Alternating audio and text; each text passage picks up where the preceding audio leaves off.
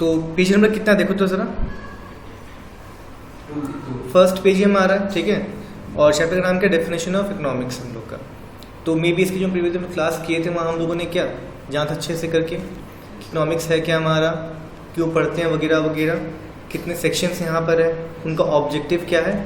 तो हम लोग आज से क्या कर रहे हैं, हम लोग उस चैप्टर के अंदर एंटर कर रहे हैं, ठीक है। यानी कि हम लोग टॉपिक आज से पढ़ने जा रहे हैं। तो मे बी जब समझाया था कि इकोनॉमिक्स होता क्या है, तो हम लोग को इंसाइट मिला होगा कि पढ़ते वक्त किस डायमेंशन में सोचना है, समझ में आ रहा है। जैसे कि मैंने कहा था कि हम लोग हिस्ट्री पढ़ते हैं तो पढ़ते क्या सोचो, पास्ट इवेंट्स हम लोग पढ़ते हैं, समझ में आ रहा है। इससे क्या होता है, हम लोग समझते हैं टीचर की बातों को कि किस सेंस में बात बोलने वाला है, ठीक है। और सुनते वक्त हम लोग को किस वे में सोचना है। अब अगर तुमको कोई मैथ्स पढ़ा रहा है, तुम सोचोगे हिस्ट्री के वे में, समझ में आएगा, मैथमेटिक्स नहीं आएगा। तो इससे पहले ज़रूरी क्या था, समझाना कि इकोनॉमिक्स होता क्या हम लोग का, ठीक है। आज हम चैप्टर 1 पढ़ने जा रहे हैं, जहाँ हम लोग क्या पढ़ेंगे, डिफरेंट कॉन्सेप्ट्स बोल लो या डिफरेंट डेफिनेशंस ऑफ इकोनॉमिक्स ही बोल लो, जो तुम्हारा ओवर द टाइम तुम्हारा क्या डेवलप हुआ है, ठीक है। इन शॉर्ट अगर बात करें, पहला हमारा कॉन्सेप्ट क्या था, वेल्थ कॉन्सेप्ट, फिर हमारा क्या हुआ वेलफेयर कॉन्सेप्ट, फिर हमारा क्या हुआ स्कैर्सिटी कॉन्सेप्ट, फिर हमारा क्या हुआ सस्टेनेबल डेवलपमेंट हमारा कॉन्सेप्ट, ठीक है। तो हम लोग आज चैप्टर में पढ़ने जा रहे हैं कि क्या ऐसा चीज़ था कि एक के बाद एक डेफिनेशन आता चला गया, क्यों पिछले वाले को हमने छोड़ दिया, फॉलो नहीं किया, ठीक है। चीज़ें किसने उस थ्योरी बताया था, क्या उसमें एडवांटेजेस था, क्या उसमें डिसएडवांटेजेस था, डिस्कस हम डिटेल में करने वाले हैं यहाँ पर। तो अगर मैं पेज पढ़ूँ for example, so economics is often regarded as the queen of social science. अब ध्यान, सोशल साइंस हमारा होता क्या, यहाँ पे 2 वर्ड में यूज हुआ है, सोशल और साइंस। सोशल का मतलब क्या होता है, मेरे से तुमसे क्या अटैच जो चीज़ें होती हैं उनको हम क्या बोलते हैं, सोशल बोलते हैं, ठीक है। यहाँ तुम SST मत मान लेना, वो इससे ज्योग्राफी नहीं, एकदम नहीं। यहाँ पर सोशल साइंस का मतलब ही कुछ और रहा है। मैं खुद जो हूँ, मैं खुद भुवनेश्वर से MA सोशोलॉजी कर रहा हूँ, मुझे पता चला। पहले क्या आते हैं मुझसे कि हाँ SST तुम्हारा क्या नाम है, सोशल साइंस को हिस्ट्री बोलते हैं वगैरह वगैरह। जब उसे मैंने एंटर किया तब चला पता मुझे कि नहीं, रियल में सोशल साइंस अलग ही चीज़ होता है।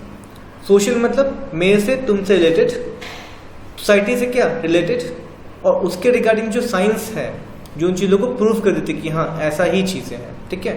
उनको हम लोग क्या बोलते हैं, सोशल साइंस बोलते हैं। मैं एग्जाम्पल तुमको दूंगा, तुम भी सोचते हो कि मैं किस तरीके से काम करूँ, किस तरीके से पढ़ाई करूँ ताकि मेरा मैक्सिमम बेनिफिट मुझको मिल सके, ठीक है, कम पढ़ के नंबर अच्छे आ सके। तुम भी वही सोचते हो, मैं भी वही सोचता हूँ। हालांकि कुछ एक्सेप्शन को छोड़ दूँ, कुछ बेवकूफ़ों को छोड़ दूँ, तो पूरा का सोसाइटी भी क्या इस वे में ही सोचता है। तो ये भी तरह का एक साइंस ही है जो मुझे एक थ्योरी देता है कि सब अपने बेनिफिट के बारे में ही सोचते हैं, चाहे छोटा बच्चा हो चाहे वो बड़ा बच्चा हो, ठीक है। इसमें कोई सेकंड है क्या थ्योरी, नहीं। तो इसी रिगार्डिंग क्या है, ये एक साइंस है। किसने थ्योरी देखा, धीरे धीरे करते करते क्या उस पर थोड़ा सा काम किया और हर सर्कमस्टेंस को सच पाया, उसको ट्रू पाया, और क्या नाम दे दिया, थ्योरी डाल दिया सोशल साइंस के अंदर। समझ में आ रहा है। अब यहाँ पे बोला क्यों ऐसा कि queen of social science. Economics में तुम्हारा ध्यान देना, जितने भी होते हैं तुम्हारे सोशल साइंस, सभी के तुम रूट बोल लो, यहीं से निकलता है 1 by 1, और सभी यहाँ के मिलते भी हैं एंड में जाके। ध्यान देना, इतना अच्छा सब्जेक्ट है जहाँ पे सभी का थॉट्स बोलते, थॉट्स सभी चीज़ों के बारे में यहीं से निकलता है 1 by 1 करके, और एंड में घूम फिर के पूरी दुनिया घूम के वो सभी थॉट्स आके इसी में आके मिल जाते हैं। इसलिए बोलते हैं इकोनॉमिक्स को क्वीन ऑफ सोशल साइंस बोलते हैं। हालांकि तुमसे क्वेश्चन कोई पूछने वाला नहीं है, लेकिन ये बातें जानने वाली थी, ठीक है। क्यों ऐसा, आगे पढ़ते थोड़ा सा। It has acquired a place of unprecedented importance in the recent years in the view of the fact that it explains some of the very important issues faced by individuals as well as by the society। समझ में आया। अब समझ क्यों मैंने बोला social science, इनमें उन्हीं चीज़ों के बारे में बात करती है जो हमसे और तुमसे क्या हो, अटैच्ड हो। तो यहाँ पे इकोनॉमिक्स में भी क्या हम लोग उन्हीं चीज़ों के बारे में पढ़ते हैं, ठीक है। हम लोग पढ़ते क्यों हैं, तो ऐसा बात है, पढ़ने के बाद हम लोग को समझ में आता है कि अगर ऐसे प्रॉब्लम्स हमारे लाइफ में आए, हमारे सामने आए, तो उनका मुझे सोल्यूशन कैसे करना है, ठीक है। पूरे इकोनॉमिक्स तो तुम यही पढ़ने वाले हो। तुम आगे जाके पढ़ोगे इन इकोनॉमिक्स में poverty, unemployment, human capital resource formation, infrastructure, communication, ये सभी क्या थे, इंडिया के सामने एक चैलेंज थे ना इंडिपेंडेंस के वक्त। तो इंडिया ने इन सभी चीज़ों को कैसे कॉप अप किया, कैसे इनके अगेंस्ट उन्होंने डेवलपमेंट किया, और आज कैसे पढ़े हैं, ठीक है। क्योंकि मानो हम लोग किसी भी सर्विसेज में गए, कहीं भी हम लोग पोस्टेड हुए, तो हमें कुछ ना कुछ चैलेंजेस तो होगा ना। क्या हम लोग क्या सोलिटरी या फिर अकेलेपन में तो डील करने वाले हैं क्या? नहीं, हम लोग जहाँ भी रहेंगे वहाँ कोई ना कोई सोसाइटी ज़रूर होगा। हमको पैसे कमाने उनके प्रॉब्लम्स को सॉल्व करके और अच्छे सॉल्व करके। तो इकोनॉमिक्स इसी फोकस करता है, इसी बात ही करता है कि उस सोसाइटी का प्रॉब्लम क्या है या क्या हो सकता है और सोल्यूशन कैसे कैसे निकल सकते हैं। समझ में आ रहा है? तो ये सब कहाँ है? सब इकोनॉमिक्स में है। और इकोनॉमिक्स के इन्हीं चीज़ों ने इकोनॉमिक्स ना अच्छा सब्जेक्ट बना दिया। मैंने कहा था ना कल कि डॉक्टर्स, लॉयर्स सभी क्या होते हैं, पॉइंट पर इकोनॉमिक्स ज़रूर पढ़ते हैं। बिकॉज वो क्या करते हैं, एक जगह की सोसाइटी में ही वो लोग काम करते हैं और उनका काम ही क्या है, प्रॉब्लम्स को सॉल्व करना। क्या समझ में आ रहा है? थोड़ा थोड़ा आगे बढ़ते हल्का सा। अब लिखा है कि it is essential and appropriate as the starting point to know that economics is all about और what the subject matter of economics is. ठीक है, हमने लास्ट में डिस्कस किया था कि सब्जेक्ट मैटर क्या है इकोनॉमिक्स का, रिसोर्स और उनका प्रॉपर यूटिलाइजेशन। ठीक है, लेकिन ये चीज़ वेल्थ में बातें नहीं होती हैं, ये चीज़ वेलफेयर में बातें नहीं होती है, ये चीज़ें कहाँ बातें होती है, स्कैर्सिटी वाले कॉन्सेप्ट में बातें इन चीज़ों के बारे में होती है। ठीक है, और फर्दर इसको और डेवलप करते हैं कहाँ हम लोग, सस्टेनेबल डेवलपमेंट वाले कॉन्सेप्ट में बातें करते हैं इनके बारे में। लेकिन सब्जेक्ट मैटर है क्या, सर कोर देखा जाए तो वही ना, रिसोर्स और उसका प्रॉपर यूटिलाइजेशन। तो किसी भी सोसाइटी का मेन प्रॉब्लम यही होता है कि हमको प्रॉफिट अर्न ज़्यादा करना है, हमको अच्छे से पूरा जो भी चीज़ हम कर रहे हैं उसका बेनिफिट या उसका रिटर्न मुझे द बेस्ट मिले। तो कैसे पॉसिबल है? जब तक कि हम चीज़ों को अच्छे से नहीं करेंगे, जब तक कि हम चीज़ों का यूज़ अच्छे से नहीं करेंगे, मतलब ऑप्टिमम यूज़ नहीं करेंगे। समझ में आ रहा है? तो इन सब चीज़ें में कौन सिखाती है? इकोनॉमिक्स सिखाती है अपने थ्योरीज के थ्रू। आगे देखें तो in fact every science is concern with a particular subject. Thus biology is concerned with the biological issues like the constitution and evolution of living organisms. Physics deals with the matter and energy. Political science deals with the political issues like the nature of state and government. Therefore, it is natural for us as a student of economics to ask the basic question, what do we study in economics? पहला question आ गया ना। ये तो मैंने हर class में start किया था कि हम लोग पढ़ते क्यों ये चीज़ है या फिर इसका सब्जेक्ट मैटर ही क्या होता है। तो हमने पहले डेफिनेशन में क्लियर कर ही लिया था। It studies about human behaviour and how he allocates his sources to get the maximum return. ठीक है, तो हम लोग यही क्या पढ़ते हैं, इकोनॉमिक्स में भी यही पढ़ते हैं कि किसी भी सोसाइटी का या किसी भी इंडिविजुअल का यही इश्यूज है कि उसके पास पहला चीज़ ध्यान देना, कोई ना कोई रिसोर्स उसके पास ज़रूर होगा। या तो मनी होगा उसके पास पहले से, या उसके पहले से लैंड होगा, या खुद पहले से काम कर सकता है कहीं पे, उसके पास लेबर होगा, कुछ ना कुछ उसके पास ज़रूर होगा। ध्यान देना। ठीक है, अब उस चीज़ को वो कैसे यूज़ करे ऑप्टिमम, किसको रिटर्न क्या मिले, मैक्सिमम उसको मिले, उसके पास ये हमेशा दिमाग में एक प्रॉब्लम चलते रहता है। समझ में आ रहा है? तो क्योंकि इकोनॉमिक्स है, सोसाइटी के बारे में डील कर रहा है, मैं अगेन रिपीट कर रहा हूँ, सोसाइटी के संग डील कर रहा है, सोसाइटी का कॉमन प्रॉब्लम है, इसको हम आगे पढ़ेंगे जाके, central problem of an economic, पढ़ने वाले जाके हम लोग आगे। ठीक है, तो पहले समझ लो ये क्या है, उनके इश्यूज है। तो इकोनॉमिक्स पढ़ के, जैसे हम लोग को नहीं बोला बायोलॉजी पढ़ के ये ज्ञान मिलता है, फिजिक्स पढ़ के ये नॉलेज मिलता है, तुम्हारा मैथ्स पढ़ के वो नॉलेज मिलता है, वैसे इकोनॉमिक्स पढ़ के उन चीज़ों के बारे में हमको सोल्यूशन करने का नॉलेज मिलता है। क्या समझ में आता है? थोड़ा थोड़ा आगे बढ़ते हैं। तो कुछ मैं पढ़ा नहीं क्वेश्चन आंसर वाला, बस बेसिक आइडिया लेते जा रहे हैं हम लोग। ठीक है, तो मैं आगे देखूँ तो इकोनॉमिक्स के बारे में पहला डेफिनेशन कॉमन सेंस में दिया है कुछ थोड़ा यहाँ पे, कि economics as a social science is concern with the economic question. क्या? It seeks to explain systematically a large variety of questions pertaining to economic behaviour of individuals and society and the economy. तीन लोग का ध्यान यहाँ पे दिया है, economic behaviour. ठीक है, किसका किसका, एक इंडिविजुअल का भी, एक सोसाइटी का भी, और एक पूरे कंट्री का भी। तो अब एक वर्ड यहाँ पे यूज़ हुआ इकोनॉमी। हम लोग इकोनॉमिक्स के फील्ड में, इकोनॉमिक्स के दुनिया में किसी भी कंट्री को हम लोग कंट्री नहीं बोलते, क्या बोलते हैं, इकोनॉमी बोलते हैं। For example India is a country, but economics में उसको बोलेंगे इंडियन इकोनॉमी। ठीक है, अमेरिका क्या एक कंट्री है, उसको हम लोग यहाँ बोलेंगे American economy. Same as Chinese economy, same as Pakistani economy, same as Bangladeshi economy, same as European economy. समझ में आ रहा चीज़ है? तो हम लोग यहाँ पर इकोनॉमिक्स में कंट्री को इकोनॉमी से डिनोट करते हैं। ठीक है, तो चाहे वो एक इंडिविजुअल हो, चाहे तुम्हारी सोसाइटी हो, चाहे इवन पूरा कंट्री या पूरा इकोनॉमी ही क्यों ना हो, उनके पास कुछ ना कुछ रिसोर्स ज़रूर होंगे और उस रिसोर्स के रिगार्डिंग उनके मन में बेसिक क्वेश्चन हमेशा रहते हैं कि मैं क्या करूं कि मुझे बेनिफिट रिटर्न मुझे मैक्सिमम मुझे मिले। ठीक है, हालांकि क्वेश्चन तो बहुत सारे होते हैं ना, 50-100 एग्जाम्पल मैं ले रहा हूँ, लेकिन तुम्हारे 3 या 5 तुम्हारे बेसिक तुम्हारे क्वेश्चन होते हैं, लोग बोलते हैं central problem of an economy. पढ़ोगे आगे जाके, what to produce, for whom to produce, ठीक है, इन व्हाट क्वांटिटी, ये तुम्हारे 3 तुम्हारे होते हैं, what to produce, how to produce and for whom to produce. 3 तुम्हारे बेसिक क्वेश्चन होते ही होते हैं।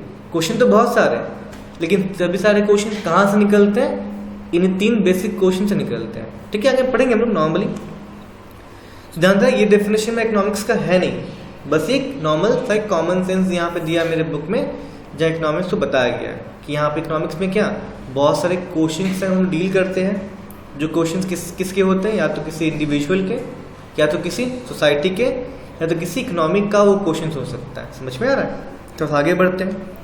Let us enumerate some examples of the economic question with which we are concerned in economics. For example, देखो पहला यहाँ पे दिया, and as individuals we face innumerable economic questions in our daily life.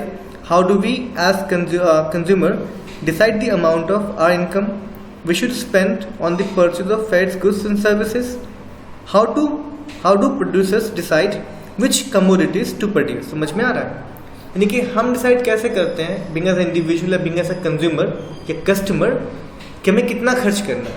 होता ही कभी कभी बहुत कॉमन चीज़ तुम लोगों को लग रहा होगा कि हम लोग डिसाइड करते कि नहीं करते, कितना खर्च करें ना करें। हम लोग बच्चे हैं ना, हम तो नहीं, मतलब तुम लोग बच्चे हो ना, तुम लोग क्या करते हो, पैसे मिले पूरा उड़ा दिया। लेकिन जो एक सेंसिबल पर्सन होता है, जो घर का बड़ा होता है, वो हमेशा सोचता है कितना मेरा इनकम है, इसको हम कैसे कैसे खर्च करें और कहाँ खर्च ना करें और कहाँ खर्च ज़्यादा करें ताकि मुझे क्या बेनिफिट ज़्यादा मिले। तो वैसे कि जो प्रोड्यूसर तुम्हारा होता है, चीज़ों को बनाता है, या जो बोलो बिजनेसमैन बोलो, उसके बिना में क्वेश्चन आता है कि हम किन चीज़ों का प्रोडक्शन करें। ठीक है, हम चावल को खेती करें, या हम गेहूँ की खेती करें, या हम बिस्कुट का फैक्ट्री बनाएं, या हम कपड़ों की फैक्ट्री डालें। ठीक है, क्या करें जो मार्केट में मेरा चले। समझ में आ रहा है? तो बहुत ये सब क्वेश्चन दिमाग में होते रहते हैं। आगे बढ़ते हैं थोड़ा सा। So how to produce and at what price to sell. बना तो लिया हम लोगों ने, अब कितना परसेंटेज प्रॉफिट उसमें रख के बेचे। ऐसा ना हो कि हम ज़्यादा प्रॉफिट रख दे, मेरा बिके ही ना, या फिर कम प्रॉफिट रख दे ताकि मुझे क्या हो जाए, लॉस हो जाए लॉन्ग रन में। तो इतने सारे क्वेश्चन को क्या करते हैं, डील करते हैं ना, इनको हम लोग पहले एनालाइज करते हैं। हमारे पास इकोनॉमिक थ्योरी होता है, जगह पढ़ोगे 12 में तुम लोग, demand, supply, production, cost and revenue, वो सभी क्या है, इन्हीं के आंसर्स होते हैं। समझ में आ रहा है? आगे है what determines the level of ways. ठीक है, या फिर वेजेस, मैं कितना वेजेस मार्केट में पे करूँ कि ना पे करूँ। ये सभी तुम्हारे क्वेश्चंस क्या होते हैं, प्रोड्यूसर के तुम्हारे क्वेश्चंस तुम्हारे होते हैं। मैं बाकी थोड़ा पढ़ूंगा लंबा जाके। So why do government employ demand higher dearness allowance. अब तुम्हारे डियरनेस अलाउंस तुम्हारा क्या होता है, ध्यान देना। फॉर एग्जाम्पल हमको पता है कि अगर मैं एग्जाम्पल इंडिया का लूँ ना, तो हर स्टेट में रहना खाना का जो कॉस्ट होता है वो बराबर नहीं होता। ठीक है, ऐसा कहा जाता है कि पूरे इंडिया में जो नहीं, बंगाल में वहाँ पे रहने खाने का खर्च बाकी तुम्हारे क्या स्टेट से कम लगता है, ऐसा कहा जाता है। ठीक है, तो ऑफिशियल डेटा ऐसा अवेलेबल नहीं है। और मुंबई में कहाँ सबसे हाई कहाँ होता है, मुंबई में। उससे बेसी कहाँ, मतलब सबसे हाई का मुंबई में है। ठीक है, एंड कंपेरेटिवली तो जब भी किसी गवर्नमेंट एम्प्लॉय का ट्रांसफर होता है ना, झारखंड से मानो कलकत्ते में, चाहे कलकत्ते से मुंबई में, तो सैलरी तो बढ़ता नहीं है, लेकिन ट्रांसफर तो हो गया। तो वहाँ वो क्या डिमांड करते हैं कि हमारा सैलरी बढ़ाओ उस पर्टिकुलर एरिया के अकॉर्डिंगली। ठीक है, पहला चीज़। सेकेंड, कभी कभी क्या होता है कि सैलरी नहीं बढ़ा जाते हैं, लेकिन जब बढ़ा जाता है ना, पूरे कंट्री के जितने गवर्नमेंट एम्प्लॉय होते हैं, सेंट्रल गवर्नमेंट फॉर एग्जाम्पल, उनके एम्प्लॉय, उनका एक संग बढ़ा जाता है। क्यों? इन्फ्लेशन को देखकर। क्यों? इन्फ्लेशन को देखकर कि मानो एक साल में चीज़ों में कितना भाव बढ़ा है, कितने परसेंट का इन्फ्लेशन आया है। ठीक है, 10% का, तो इनका अलाउंस भी क्या करेंगे, हम अब 10% से बढ़ा देंगे।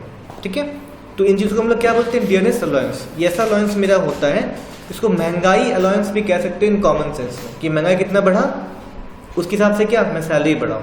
ठीक है, तो गवर्नमेंट एम्प्लॉय कैसे डिसाइड करेंगे कि मेरे को 15% चाहिए, 10% चाहिए। उनको भी तो कुछ ही ना डेटा, कुछ थियरी, कुछ स्टडी वरना क्या, बढ़ाए 12% से बोल देंगे 10% से बढ़ाओ, तो उनका लॉस हो जाएगा ना। बढ़ाए 20%, बढ़ाए 10%, डिमांड करेंगे 20% से, तो गवर्नमेंट बढ़ाएगा नहीं बढ़ाएगा। तो एक परफेक्ट डेटा हमारे पास होना चाहिए, इससे हम क्या नेगोशिएशन कर सके। ये भी क्या अगर प्रॉब्लम आ रहा है ना, क्या करें ना करें। आगे देखो, so higher dearness allowance when prices go up then there are bigger issues faced by the entire economy. What determines the level of national income, कि मैं क्या करूं कि हमारे कंट्री का पूरा का पूरा नेशनल इनकम ही क्या रेज हो।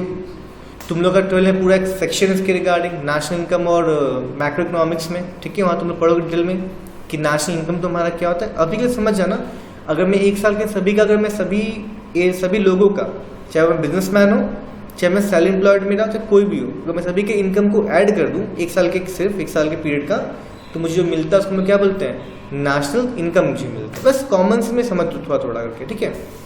तो अगर मैं कंट्री को, अगर कंट्री की इकोनॉमी को मतलब कंट्री गवर्नमेंट को अगर चाहिए कि मेरे कंट्री का क्या नेशनल इनकम मेरे को बढ़ाना है, तो क्या वो करे, समझ में आ रहा है। ऐसे ये क्या कल कूट के बोला मुझे बढ़ाना है, कुछ भी कर दे बढ़ जाएगा, नहीं ना। तो मैं किस सेक्टर में काम करूँ, कितने साल में ये बढ़ेगा, कितना बढ़ेगा, कितना कितना मैं क्या करूँ कि उससे कितना इनकम मुझे बढ़ जाए, समझ में आ रहा है। सभी क्या है, एक है ना प्रॉब्लम तुम्हारा है। आगे बढ़ते हैं। So what determines the level of national income, मैंने बोल दिया। Why is India facing the problem of unemployment, पता ही होगा, पॉपुलेशन बढ़ रहा धीरे धीरे, स्किल्स लोगों के पास नहीं है जो स्किल्स चाहिए, वगैरह वगैरह बहुत से इश्यूज है।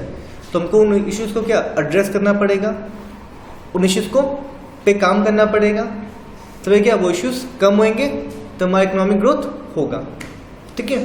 तो हम चीज़ों को एड्रेस करना, समझना, फिर सॉल्व करना, ये कहाँ सीखते हैं हम लोग, इकोनॉमिक्स में ही तुम्हारा सीखते हैं, ठीक है। मैं फिर से रिपीट कर रहा हूँ, अभी तक हम लोग बस बेसिक चीज़ें पढ़े इकोनॉमिक्स में थोड़ा थोड़ा, ठीक है।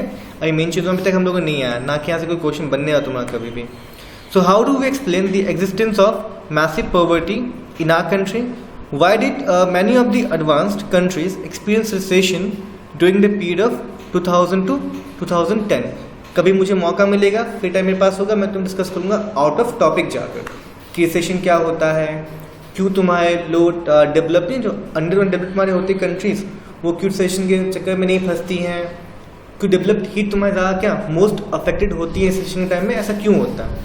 टाइम कहीं मुझे मिला, डिस्कस करेंगे आराम से हम लोग। वाई डिड नेक्स्ट हमारा why is China able to achieve a high rate of economic growth then India, what are the effects of government taxation and expenditure policies, what has the Indian government followed the policy of privatization and globalization।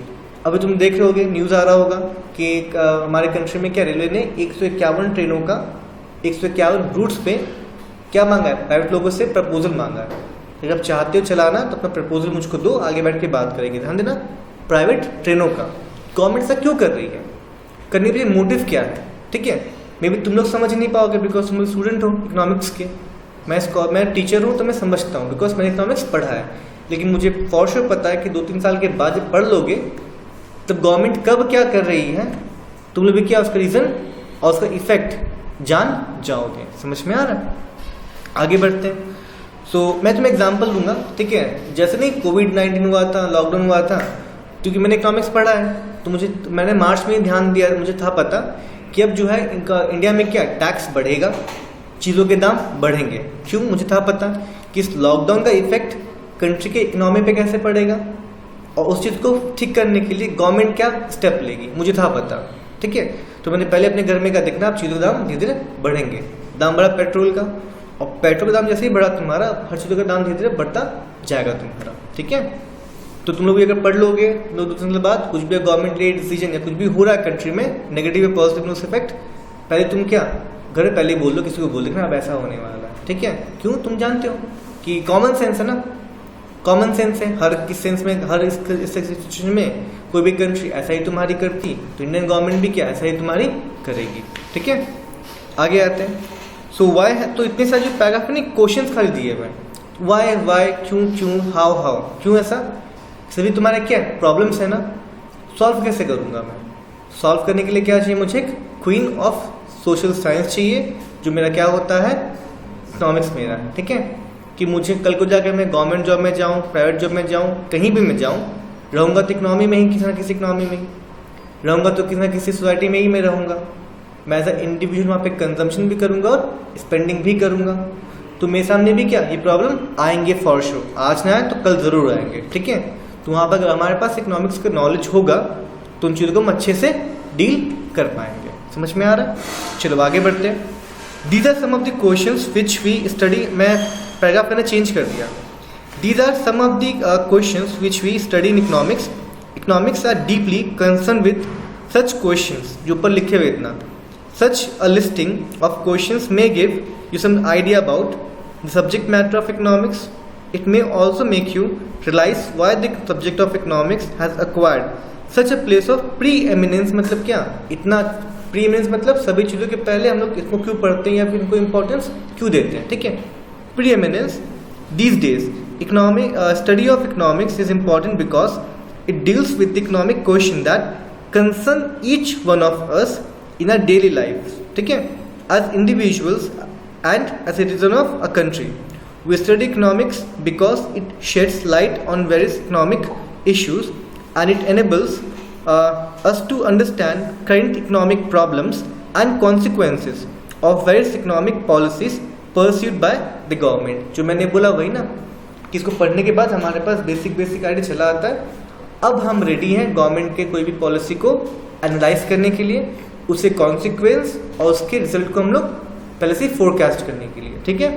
और then forecasting हम लोग कर रहे हैं, ये exact तुम्हारा हो भी सकता है, एग्जैक्ट नहीं भी तुम्हारा हो सकता है। समझ में आ रहा है? बाकी टॉपिक मेरा क्या, एवोल्यूशन ऑफ इकोनॉमिक थॉट, ठीक है। डीप तो जाऊंगा नहीं इसमें क्योंकि यहाँ पे तुम्हारा क्या है, उतना इंपॉर्टेंट कुछ है नहीं, यहाँ पे क्वेश्चंस बनने वाले ही नहीं हमारे इस एरिया से। लेकिन फिर लोग कुछ लाइन पढ़ लेंगे ताकि हमारा अनटच ना रहे हमारा टॉपिक, ठीक है। एवोल्यूशन ऑफ इकोनॉमिक थॉट, तो बोल्ड नहीं, यहाँ पे बोल्ड लिखा हुआ है, he defined economics a science of management of family and state, ठीक है। तो इकोनॉमिक्स ध्यान देना, इसका बेसिक ओरिजिन कहाँ से हुआ है। किसी ना किसी आदमी देखा होगा कि अगर मानो पूरे सोसाइटी का जो चीज़ फील कर रहा है या जो फेस कर रहा है हमारा, अगर मैं तुम्हें एग्जांपल दूँ ना, जैसे हमारे कंट्री का इकोनॉमी है पूरा वैसे ही ठीक, लेकिन लो लेवल पर हमारे घर का भी क्या सेम इकोनॉमिक होता है, ठीक है। अगर तुम सिमिलरिटी लोगे ना, तुम्हारे पूरे कंट्री का तुम्हारा स्ट्रक्चर क्या एक बड़े लेवल पर है, हमारे घर का स्ट्रक्चर क्या है एक छोटे लेवल पर है, ठीक है। तो जब किसी के दिमाग में जब पहला बार ये चीज़ आया होगा, चलो इकोनॉमिक्स पढ़ते या ऐसे कुछ बनाते सब्जेक्ट किसी को जो लोगों को पढ़ाया जाए, उसने फॉर अपने फैमिली से क्या इंस्पिरेशन लिया होगा। पूरे कंट्री में हज़ार लाखों लोग हैं, करोड़ लोग हैं, सॉरी, जॉब करके पैसे कमाने वाले। हमारे घर में भी क्या है 2 या 3 लोग हैं, ठीक है। पूरी कंट्री में क्या लोग कंजम्पशन करते हैं, हमारे घर पे भी क्या लोग कंजम्पशन करते हैं, ठीक है। समझ में आ रहा है? पूरी इकोनॉमी का भी क्या एक बाउंड्री है, हमारे घर का भी क्या एक बाउंड्री है। तो बहुत सारी चीज़ें नेचर वाइज, ध्यान देना, लेवल वाइज नहीं, नेचर वाइज मुझे सिमिलर मिल जाते हैं मेरे घर से और पूरे इकोनॉमी से। इसलिए यहाँ बोला गया है कि जिसने पहले ये तुमको प्रपाउंड किया, ठीक है, उसने क्या देखा कि एक तरह का मैनेजमेंट स्टडी है जहाँ हम चीज़ों को मैनेज करना सीखते हैं, चाहे वो मेरे घर की हो, चाहे मेरी फैमिली की हो, चाहे वो मेरी किसी स्टेट यानी कि किसी कंट्री या पूरे इकोनॉमिक सिस्टम की तुम्हारी क्यों ना हो। यहाँ समझ में थोड़ा थोड़ा क्वेश्चंस नहीं बनेंगे यहाँ तक, ध्यान देना, लेकिन हम लोग बस बेसिक आइडिया भी लिया हम लोगों ने। तो अब अगर यहाँ पे आऊँ तो ध्यान देना, बाजू में एक आदमी का फोटो दिया है, पता नहीं कौन है, ठीक है। फोटो से पहचान, नाम से पहचान लेंगे कौन है, एडम स्मिथ, ठीक है। तो 3-4 लोग फेमस हुए हैं इस कॉन्सेप्ट के नाम पे। पहला एडम स्मिथ, जिसने क्या बोला हम लोग वेल्थ कॉन्सेप्ट पढ़ाएंगे इकोनॉमिक्स का। अगला मेरा एल्फ्रेड मार्शल, जिसने बोला हम लोगों को वेलफेयर कॉन्सेप्ट पढ़ाएंगे। अगला मेरा क्या है रॉबिन्सन, ठीक है। लियोनेल तुम्हारा रॉबिन्स मैं नाम उसको भूल गया, लियोनेल रॉबिन्स नाम उसका शायद से कुछ है, ठीक है। तो हाँ लियोनेल रॉबिन्स नाम उसका, उसने क्या बोला हम लोग को स्कैसिटी वे पढ़ाएंगे कि इकोनॉमिक्स में इस बारे में होता है। पॉल ए सैमुअल्सन, ध्यान देना, इसने क्या बोला हम लोग को economics as a sustainable development science की तरह प्रेजेंट करेंगे, ठीक है। तुम लोग आते नीचे मेजर डेफिनेशंस ऑफ इकोनॉमिक्स। मैंने पहले कहा था कि इकोनॉमिक्स में स्टडी क्या है बहुत पुराना है, क्या है बहुत पुराना है। अब ये नहीं कि 50-60 ईयर का तुम्हारा पुराना स्टडी है, नहीं, ये तुम्हारा सालों से बहुत पहले का तुम्हारा स्टडी है। और अलग अलग टाइम पे अलग अलग तुम्हारे क्या स्कॉलर्स हुए हैं जिन्होंने उस समय के सिचुएशन को देखकर इकोनॉमिक सब्जेक्ट मैटर को तुम्हारा क्या डिसाइड किया, लोगों को पढ़वाया। और उसके बाद जब वो चीज़ पार हो गया, नए नए स्कॉलर्स क्या इस फील्ड में आते गए, उन्होंने इस फील्ड को और डेवलप किया, जो चीज़ें पुरानी डेफिनेशन में रॉन्ग थी या जो अब रिलेटेबल तुम्हारी नहीं थी उनको हटा दिया, और अब के जो सिचुएशन में जो चीज़ें थी उनको उसमें उन्होंने ऐड कर दिया। ठीक है, तो आते हैं हम लोग वहाँ पे पढ़ते नीचे major definitions of economics. We have some idea of the nature and scope of economics और the subject matter of economics by enumerating various definitions of economics. Ever since the emergence of economics as a separate discipline, more than 2 centuries, ठीक है, ago, economics has been defined differently by different economists. ठीक है, ये में क्या है, scholars मेरे थे economics से. This is not surprising because economics cover a wide range of economic activities faced by human beings and society. Keynes, ध्यान देना, has aptly remarked, political economy is said to have strangled itself with definition. ठीक है, political science है तो political economy ही है जो बहुत सालों से एक मतलब ऑलमोस्ट में कोई डेवलपमेंट हुआ ही तुम्हारा नहीं है। ठीक है, आज भी हमारी जो कंट्री है ना, हमारा कंट्री जो है, जो इसमें जैसे पॉलिटिकल चीज़ें चलती हैं, ये चीज़ें वैसे ही कुछ हद तक चल रही हैं। कुछ चीज़ों की मैं बात कर रहा हूँ जो क्या ओल्ड एरा में भी वैसे में चलती थी। बस यही तुम्हारा एक चीज़ जो पॉलिटिकल साइंस तुम्हारा है वही, उसमें ज़्यादा डेवलपमेंट हुआ नहीं, लेकिन इसको छोड़ के इकोनॉमिक्स में तुम्हारा क्या बहुत सारे तुम्हारे डेवलपमेंट टाइम हुए हैं तुम्हारे।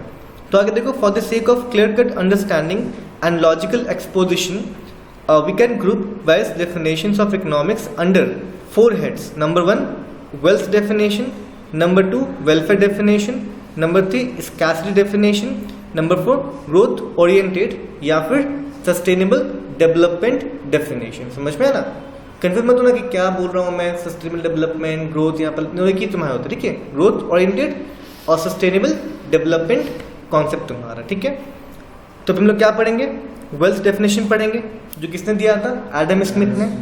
तो यहाँ पर देखो, classical economists like Adam Smith, J.S. Mill, Ricardo senior and other define economics a science of wealth. यानी कि एक ऐसा स्टडी है जहाँ लोग सिर्फ उस समय, अभी नहीं बता रहा हूँ, उस समय के बारे में बता रहा हूँ। ठीक है, जहाँ पे लोग सिर्फ ये बारे में पढ़ते कि अपना वेल्थ को इंक्रीज कैसे किया जाए। ठीक है, लोग है तो लोग, सोसाइटी है तो सोसाइटी, कंट्री है तो या फिर इकोनॉमी है तो इकोनॉमी, वो इसी बारे में खाली कंसर्न थी कि अपना वेल्थ को इंक्रीज कैसे किया जाए।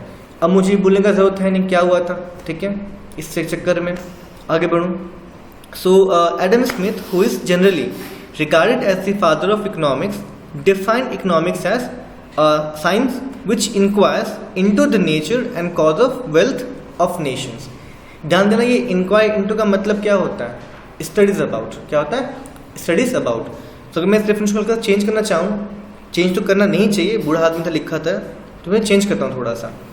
A science which studies the nature and cause of wealth of a nation। ठीक है, कि जो मानो जो अंडर तुम्हारे डेवलप्ड कंट्रीज़ हैं वो जाने, वो पढ़े कि डेवलप्ड कंट्री के पास इतना वेल्थ कैसे है और उसको भी वो अक्वायर करे। ठीक है, तो लोगों ने इसको तो रॉन्ग सेंस में ले लिया, बस जानो, अटैक करो, पैसे ले लो, जो भी है तुम्हारी चीज़ें। ठीक है, तो ये तुम्हारा था वेल्थ कॉन्सेप्ट के तुम्हारे बारे में, क्योंकि उस समय ज़रूरत थी ना, अलग तुम्हारे क्लैन थे, अलग तुम्हारे क्या किंगडम्स थे, उस समय सब छुट्टा था, अटैक करो मिला लो, अटैक करो मिला लो, एनेक्स कर लो, पढ़ा हुआ तुम्हारी हिस्ट्री में। ठीक है, सो उसका कुछ एक्सपीरियंस वही था।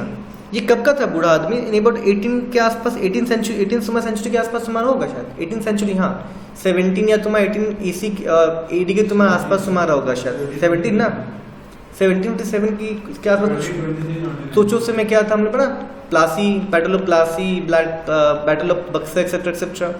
तो पूरे वर्ल्ड में क्या सेम चीज़ चल रहा था, तो जैसा वो आदमी उस समय फील करेगा, अपने आसपास दिखे हुए ना लिख के देगा। ठीक है, आगे बढ़ते हैं।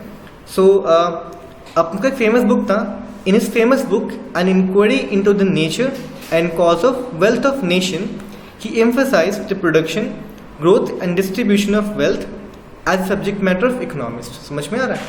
आगे बढ़ते, इसके बारे में तो नहीं पढ़ेंगे, कुछ फ़ायदा नहीं पढ़ के, खत्म हो गया।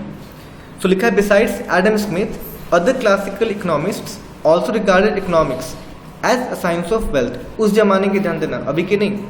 Thus J.B. Say, the noted French economist, regarded economics as the science which treats of wealth। ठीक है, जो सिर्फ वेल्थ के बारे में पढ़ता दोनों तुम्हारा है। Similarly, Nassau William Senior wrote that the subject treated by the political economy is not happiness but wealth. ठीक है, अब हैप्पीनेस का मतलब क्या होता है? वेलफेयर ना। अगर मेरे हाथ में कंट्री है, इकोनॉमी है, तो इकोनॉमी का मेन, गवर्नमेंट का मेन मोटो क्या होता है? लोगों के वेलफेयर पर सोचना, उनकी हैप्पीनेस के बारे में सोचना। लेकिन उसने बोला कि ऐसा नहीं है, किसका? कंट्री के वेल्थ के बारे में सोचना, ताकि लोग कितने भी अनहैप्पी क्यों ना हो, उनके वेल्थ के बारे में ही सिर्फ सोचो। ठीक है, आगे आते हैं। The main features of wealth definition of economics are, उस वेल्थ डेफिनेशन का बता रहा हूँ। ठीक है, तो ध्यान देना वेल्थ का और वेलफेयर का। ठीक है, तुम लोग इसके फीचर से ज़्यादा क्या समझना? क्रिटिसिज्म। ठीक है, किसमें डिमेंड्स तुम्हारे क्या क्या थे, किन किन बेस पर इन लोग को क्रिटिसाइज किया गया था। ठीक है, फीचर ज़्यादा इंपॉर्टेंट तुम्हारा क्या होगा? क्रिटिसिज्म तुम्हारा इंपॉर्टेंट तुम्हारा। ठीक है, तुम्हें फीचर याद हो ही जाएगा। नंबर 1 फीचर तुम्हारा क्या? Study of wealth only. So according to the wealth definition, economics is the study of wealth only. हमेशा पे ओनली वर्ड जोड़ा है, किसी वेल्थ के बारे में खाली पढ़ना है। The main object of economics is to examine how people earn wealth and spend it. Wealth has been made the focal point of economics by the classical economics. ठीक है, यहाँ तक डाउट है नहीं ना? आगे बढ़ते हैं। कॉजेज ऑफ वेल्थ, क्यों वेल्थ जाता भी है और क्यों वेल्थ आता भी है, पढ़ लो पहले, ताकि हम जाने वाले पे कंट्रोल कर लेंगे, पता होगा रीजन, और आने वाले को और बढ़ा देंगे। ठीक है, so cause of wealth. So economics seeks to examine causes which leads to an increase of wealth. Wealth can be increased by the production and accumulation. समझ में आ रहा है? आगे बढ़ते हैं। सो इकोनॉमिक मैन, अब इकोनॉमिक मैन क्या? बड़े सोच समझ कर पैसे खर्च करेगा और हमेशा पैसे के बारे में ही बात करेगा। मोस्ट ऑफ क्या बिजनेसमैन होते हैं, मोस्ट ऑफ मैंने बोला, कुछ अच्छे भी होते हैं। The wealth definition of economic considers an economic man who is aware of his self interest हमेशा। The economic man tries to achieve his self-interest by increasing his material gain through acquisition of wealth.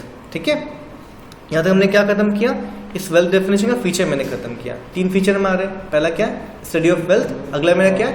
Cause of wealth, third क्या? Economical man. ठीक है, उसने एक ideal economic man को बीच में रखकर क्या समझाया गया? उन्होंने उस पूरी थ्योरी को समझाया गया कि देखो वो आदमी कैसे करता है, क्योंकि वो एक इकोनॉमिकल मैन है, तो बाकी पढ़ने वाले भी क्या ऐसे ही करें, तो उसकी तरह आगे बढ़ेंगे। जैसे हम लोग नहीं, हर स्टोरी में क्या एक हमारा हीरो होता है, उसके बेस पे क्या पूरी चलती पूरी स्टोरी, और मोरल क्या होता है? वैसा बनो।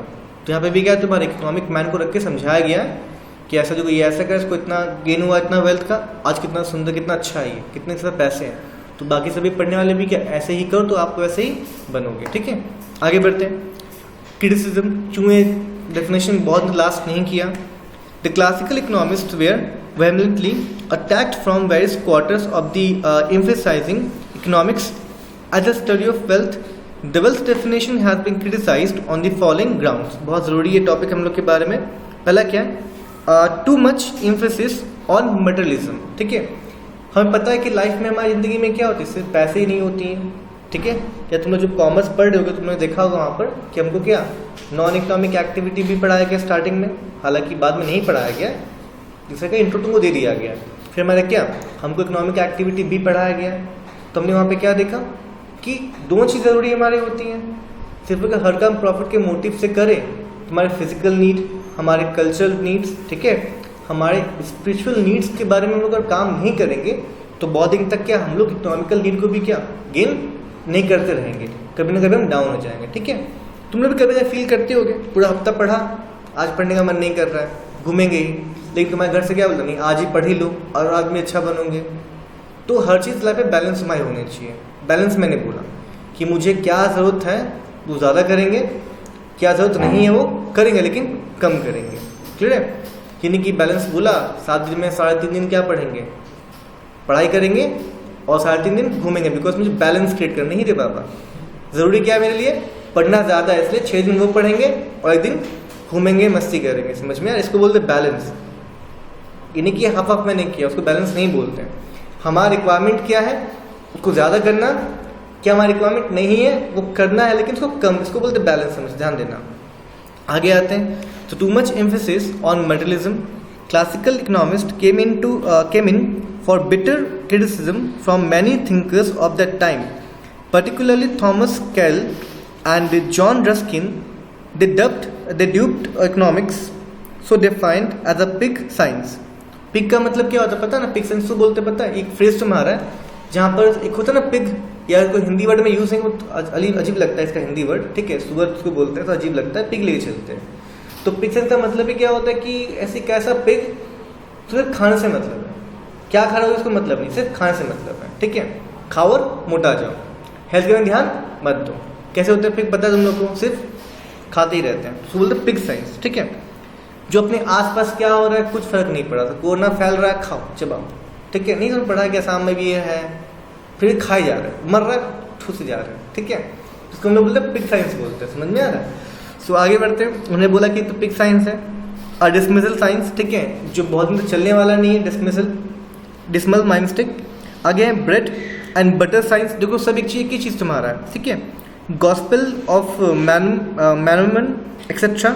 They alleged that by defining economics as a science of wealth, classical economists have ignored the higher value of life, such as happiness, love, affection, etc. हम लोग इन वर्ड से वाकिफ हैं नॉन इकोनॉमिक एक्टिविटी में etcetera. They emphasize that happy living and not getting rich should be the end of human efforts. What matters most is a happy life and not wealth. समझ में आ रहा है? आगे बढ़ते हैं। However, this criticism is unwarranted and misplaced. Classical economists never advocated worship of wealth. ध्यान देना, ठीक है। लेकिन उनके बोलते ना कभी कभी हम ऐसा कहना चाहते नहीं थे, करना चाहते नहीं थे, लेकिन ऐसा हो गया, गलती हो ऐसा, लेकिन क्या, तो उनके बारे में वही बोलना था कि हम लोग ऐसा कभी सोचा ही नहीं था कि इतना लोग ऐसे पढ़ के ऐसा पागल बन जाएंगे क्या वेल्थ के पीछे। मैं ऐसा कभी नहीं बोला, मैंने कहा प्रोडक्शन करो और डिस्ट्रीब्यूशन करो और वेल्थ जनरेट करो। लेकिन उन्होंने एक बात बोलना भी तो भूल गया ना, हमेशा क्या है ना पढ़े थे, ओनली वर्ड दिया था हर जगह, ओनली वेल्थ। उनको ये चीज़ ऐड करना चाहिए था, not at the cost of your happiness, ठीक है, तब तुम्हारा क्या अच्छा होता, लेकिन उन्होंने सिर्फ वेल्थ के बारे में ही बोला, इसलिए वहाँ पे लिखा गया है however this criticism is unwarranted and misplaced, ठीक है। जो भी जिन्होंने भी क्या क्रिटिसाइज, उन्होंने गलत समझ लिया था वेल्थ कॉन्सेप्ट को, लेकिन उनके सेंस में भी क्या उन्होंने सही समझा था कि उसने कहीं बात ही नहीं की अपने उनके नेचुरल लव एंड अफेक्शन के बारे में वगैरह वगैरह। So classical economist never advocated worship of wealth, they have emphasized wealth because it is the basic of physical existence and the basic means of raising of standard of living and achieving economic growth. समझ में आ रहा है? कोई teacher है बोला पूरे हफ्ते पढ़ो, पढ़ के तुमको टॉपर बनना है, ठीक है, अब तुम इतना पढ़े कि तुम टॉपर तो बन गए, तुम बीमार पड़ गए, ठीक है, अब तुम्हारा दिमाग काम ही नहीं कर रहा, तुम किसी को मार ही नहीं पा रहे, तुम चल ही नहीं पा, तुम दौड़ नहीं पा रहे, तुम फिजिकली क्या वीक हो गए बिकॉज तुमने पूरा पढ़ाई किया। अब उसके जो पेरेंट्स थे गए टीचर के पास, आपने मेरे बच्चे टॉपर तो बना दिया लेकिन फिजिकल वीक बना दिया। टीचर ने क्या बोला, मेरा ऐसा मतलब नहीं था। तो यहाँ सोचो क्या टीचर का ऐसा मतलब था वीक बनाना? नहीं ना, लेकिन टीचर ने कुछ ऐसा काम किया कि उसने बैलेंस नहीं बना के रखा, ठीक है, उसे बोला पढ़ो, टॉपर तो बना दिया, लेकिन बच्चा क्या हो गया, फिजिकल वीक भी हो गया। तो ना बच्चे का गलती ना उस टीचर का गलती, बस यहाँ पे हल्का सा इग्नोरेंस हुआ, हल्का सा क्या, उसने बोलना भूल गया कि पढ़ो ठीक है, लेकिन एक दिन संडे घूमो भी, तो अपने पे भी ध्यान दो, खाओ पियो भी, ठीक है, क्लियर है? इसलिए वो भी गलत नहीं थे, क्लासिकल वाले भी, एकेडमिक्स में बेचारा भी क्या गलत नहीं था, अच्छा काम करने के लिए इनको चीज़ ऐड कर देना चाहिए था। ये मैं तुम लोग को साइड से बता रहा हूँ, बस कॉमन सेंस में तुम लोग को दे रहा हूँ, समझ में आ रहा है ना? आगे बढ़ते हैं। Number 2, narrow view of wealth. अभी तो मैं नैरो व्यू ऑफ वेल्थ क्या है, जानना, सिर्फ वेल्थ का मतलब मटेरियलिस्टिक वेल्थ ही नहीं होता, स्पिरिचुअल वेल्थ, ठीक है, तुम्हारा हेल्थ भी एक तुम्हारा क्या वेल्थ ही तुम्हारा होता है।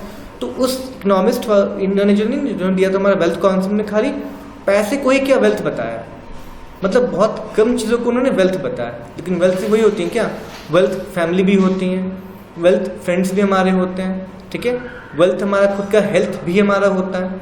तो वेल्थ बहुत सी चीज़ें होती है, लेकिन उन्होंने क्या वेल्थ को उन्होंने सिर्फ थोड़ा सा सिर्फ पैसे को ही लेकर उन्होंने वेल्थ को बताया, इसलिए क्या बोलते हैं, वेल्थ को बोला उन्होंने नैरो व्यू ऑफ वेल्थ बोला, ठीक है।